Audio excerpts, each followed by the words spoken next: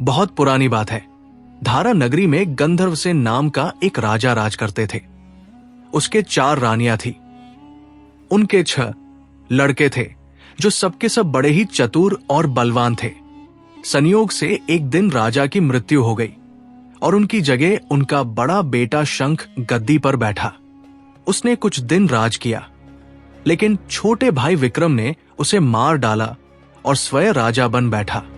उसका राज्य दिनों दिन बढ़ता गया और वो सारे जम्बूद्वीप का राजा बन बैठा। एक दिन उसके मन में आया कि उसे घूमकर सैर करनी चाहिए और जिन देशों के नाम उसने सुने हैं उन्हें देखना चाहिए। सो वो गद्दी अपने छोटे भाई भर्तृहरि को सौंपकर योगी बनकर राज्य से निकल पड़ा। उस नगर में एक ब्राह्मण तपस्या करता था। एक दिन देवता ने प्रसन्न होकर उसे एक फल दिया और कहा कि इसे जो भी खाएगा वो अमर हो जाएगा। ब्राह्मण ने वो फल लाकर अपनी पत्नी को दिया और देवता की बात भी बता दी। ब्राह्मणी बोली, हम अमर होकर क्या करेंगे? हमेशा भीख मांगते रहेंगे। इससे तो मरना ही अच्छा है। तुम इस फल को ले जाकर राजा को दे आओ और बदले में कुछ धन ले आओ। ये सुनकर ब्राह्मण फल लेकर राजा भर्तृहरि के पास गया और सारा हाल कह सुनाया। भर्तृहरि ने फल ले लिया और ब्राह्मण को 1 लाख रुपए देकर विदा कर दिया। भर्तृहरि अपनी एक रानी को बहुत चाहता था। उसने महल में जाकर वो फल उसी को दे दिया। रानी की मित्रता शहर कोतवाल से थी। उसने वो फल कोतवाल को दे दिया। कोतवाल एक वेश्या के पास जाया करता था। वो उस फल को उस वेश्या को दे आया। वेश्या ने सोचा कि ये फल तो राजा को खाना चाहिए। वो उसे लेकर राजा भर्तृहरि के पास गई और उसे दे दिया। भर्तृहरि ने उसे बहुत सा धन दिया, लेकिन जब उसने फल को अच्छी तरह से देखा तो पहचान लिया। उसे बड़ी चोट लगी, पर उसने किसी से कुछ कहा नहीं। उसने महल में जाकर रानी से पूछा कि तुमने उस फल का क्या किया? रानी ने कहा, मैंने उसे खा लिया। राजा ने वो फल निकाल कर दिखा दिया। रानी घबरा गई और उसने सारी बात सच सच कह दी। भर्तृहरि ने पता लगाया तो उसे पूरी बात ठीक ठीक मालूम हो गई। वो बहुत दुखी हुआ। उसने सोचा, ये दुनिया मायाजाल है, इसमें अपना कोई नहीं। वो फल लेकर बाहर आया और उसे धुलवाकर स्वयं खा लिया। फिर राजपाट छोड़ योगी का भेष बना जंगल में तपस्या करने चला गया। भर्तृहरि के जंगल में चले जाने से विक्रम की गद्दी सूनी हो गई। जब देवराज इंद्र को यह समाचार मिला तो उन्होंने एक देव को धारा नगरी की रखवाली के लिए भेज दिया। वो रात दिन वहीं रहने लगा। भर्तृहरि के राजपाट छोड़कर वन में चले जाने की बात विक्रम को मालूम हुई तो वो लौटकर अपने देश में आया। आधी रात का समय था। जब वो नगर में घुसने लगा तो देव ने उसे रोका। राजा ने कहा, मैं विक्रम हूं, ये मेरा राज है, तुम रोकने वाले कौन होते? देव बोला, मुझे देवराज इंद्र ने इस नगर की चौकसी के लिए भेजा है। तुम सच्चे राजा विक्रम हो तो आओ, पहले मुझसे लड़ो। दोनों में लड़ाई हुई। राजा ने जरा सी देर में देव को पछाड़ दिया।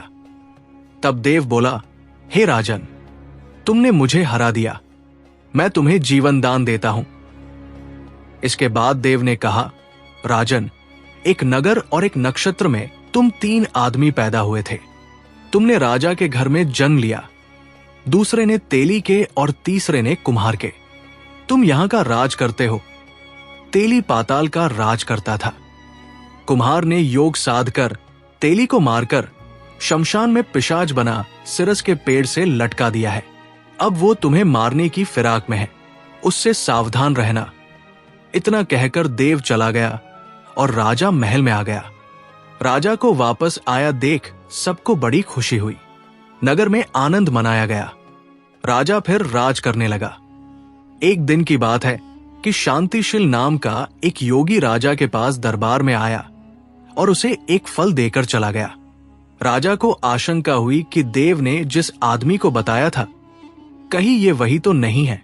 ये सोच उसने फल नहीं खाया, भंडारी को दे दिया। योगी आता और राजा को एक फल दे जाता। संयोग से एक दिन राजा अपना अस्तबल देखने गया था। योगी वहीं पहुंच और फल राजा के हाथ में दे दिया। राजा ने उसे उछाला तो वो हाथ से छूटकर धरती पर गिर पड़ा। उसी समय एक बंदर ने झपटकर उसे उठा लिया और तोड़ डाला। उसमें से एक लाल हीरा निकला, जिसकी चमक से सबकी आंखें चौंधिया गई। राजा को बड़ा अचरज हुआ। उसने योगी से पूछा, आप ये लाल हीरा मुझे रोज क्यों दे जाते हैं? योगी ने जवाब दिया, महाराज, राजा, गुरु, ज्योतिषी, वैद्य और बेटी, इनके घर कभी खाली हाथ नहीं जाना चाहिए। राजा ने भंडारी को बुलाकर पीछे के सब फल मंगवाए। तुड़वाने पर सब में से एक एक लाल हीरा निकला। इतने लाल हीरे देखकर राजा को बड़ा हर्ष हुआ। उसने जौहरी को बुलवाकर उनका मूल्य पूछा। जौहरी बोला, महाराज, ये लाल हीरा इतने कीमती है कि इनका मूल करोड़ों रुपयों में भी नहीं आंका जा सकता। एक एक हीरा लाल एक एक राज्य के बराबर है। ये सुनकर राजा योगी का हाथ पकड़कर गद्दी पर ले गया। बोला, योगीराज, आप सुनी हुई बुरी बातें दूसरों के सामने नहीं कही जाती। राजा उसे अकेले में ले गया। वहां जाकर योगी ने कहा, महाराज, बात यह है कि गोदावरी नदी के किनारे मसान में मैं एक मंत्र सिद्ध कर रहा हूं। उसके सिद्ध हो जाने पर मेरा मनोरथ पूरा हो जाएगा। तुम एक रात मेरे पास रहोगे तो मंत्र सिद्ध हो जाएगा। एक दिन रात को हथियार बांधकर तुम अकेले मेरे पास आ जाना। राजा ने कहा, अच्छी बात है। इसके उपरांत योगी दिन और समय बताकर अपने मठ में चला गया। वो दिन आने पर राजा अकेला वहां पहुंचा। योगी ने उसे अपने पास बिठा लिया। थोड़ी देर बैठकर राजा ने पूछा, महाराज, मेरे लिए क्या आज्ञा है? योगी ने कहा, राजन, यहां से दक्षिण दिशा में 2 कोस की दूरी पर मसान में एक सिरस के पेड़ पर एक मुर्दा लटका है। उसे मेरे पास ले आओ, तब तक मैं यहां पूजा करता हूं। यह सुनकर राजा वहां से चल दिया। बड़ी भयंकर रात थी। चारों ओर अंधेरा फैला था। पानी बरस रहा था। भूत प्रेत शोर मचा रहे थे। सांप आकर पैरों में लिपटते थे। लेकिन राजा हिम्मत से आगे बढ़ता गया। जब वो मसान में पहुंचा तो देखता क्या है कि शेर दहाड़ रहे हैं, हाथी चिंघाड़ रहे हैं, भूत प्रेत आदमियों को मार रहे हैं। राजा बेधड़क चलता गया और सिरस के पेड़ के पास पहुंच गया। पेड़ जड़ से फुनगी तक आग से दहक रहा था। राजा ने सोचा, हो ये वही योगी है जिसकी बात देव ने बताई थी। पेड़ पर रस्सी से बंधा मुर्दा लटक रहा था। राजा पेड़ पर चढ़ गया और तलवार से रस्सी काट दी। मुर्दा नीचे गिर पड़ा और दहाड़ मार मार कर रोने लगा। राजा ने नीचे आकर पूछा, तू कौन है? राजा का इतना कहना था कि वो मुर्दा खिलखी कर हंस पड़ा। राजा को बड़ा अचरज हुआ। तभी वो मुर्दा फिर पेड़ पर जा लटका। राजा फिर चढ़कर ऊपर गया और रस्सी काट मुर्दे का बगल में दबा नीचे आया। बोला, बता, तू कौन है? मुर्दा चुप रहा। तब राजा ने उसे एक चादर में बांधा और योगी के पास ले चला। रास्ते में वो मुर्दा बोला, मैं बेताल हूं। तू कौन है और मुझे कहां ले जा रहा है? राजा ने कहा, मेरा नाम विक्रम है। मैं धारा नगरी का राजा हूं। मैं तुझे योगी के पास ले जा रहा हूं। बेताल बोला, मैं एक शर्त पर चलूंगा। अगर तू रास्ते में बोलेगा तो मैं लौटकर पेड़ पर जा लटकूंगा। राजा ने उसकी बात मान ली। फिर बेताल बोला, पंडित, चतुर और ज्ञानी, इनके दिन अच्छी अच्छी बातों में बीतते हैं, जबकि मूर्खों के दिन कलह और नींद में।